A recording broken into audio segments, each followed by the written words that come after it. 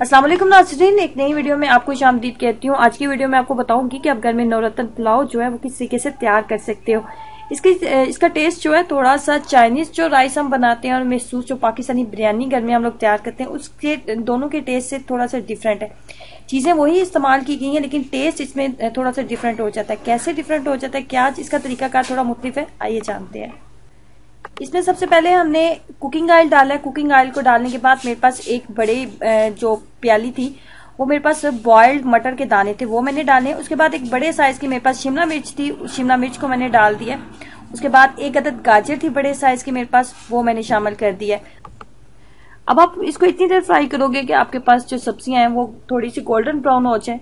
और मेरे पास जो चावलों की मिकदार है वो 1 किलो है और चिकन की मिकदार भी 1 किलो है। उस हिसाब से मैंने मिकदार रखी है।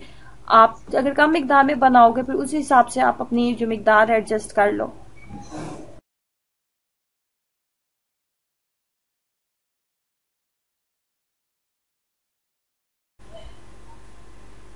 अब इसके अंदर आप चिकन को ऐड कर देंगे और चिकन को भी आपने 5 से 7 मिनट आपने इसको फ्राई करना है।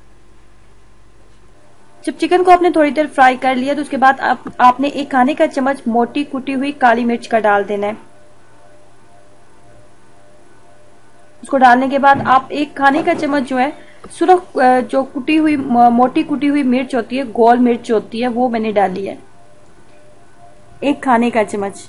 और मेरे पास चावल की मिकदार 1 किलो है और चिकन की मिकदार 1 किलो है। उसके बाद नमक जो है हस्बे जायका आप डाल लोगे।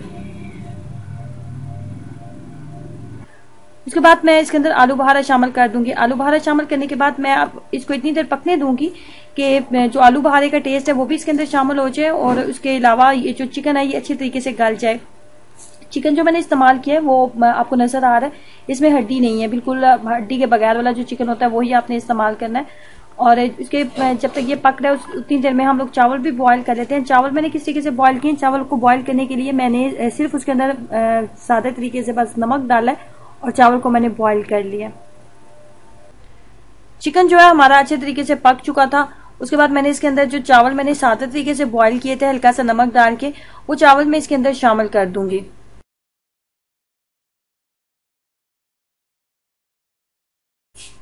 उसके बाद आप थोड़ा सा जरदा रंग देंगे और उसको दूध के अंदर आप शामिल कर लेंगे और दूध के अंदर शामिल करने के बाद आप इस तरह चावलों के ऊपर इसको फैला देंगे। ये दम लगाने से पहले आपने करना है। और उसके बाद आपने इसके अंदर थोड़ा सा पुदीना और थोड़ा सा सब्ज धनिया, ये दोनों को मैंने मिक्सअप कर लिया और दोनों को मैंने बराबर मिकदार में लिया था। और जितना ज्यादा आप बारीक इसको काट सकते हो उतना ज्यादा आप बारीक काट लोगे।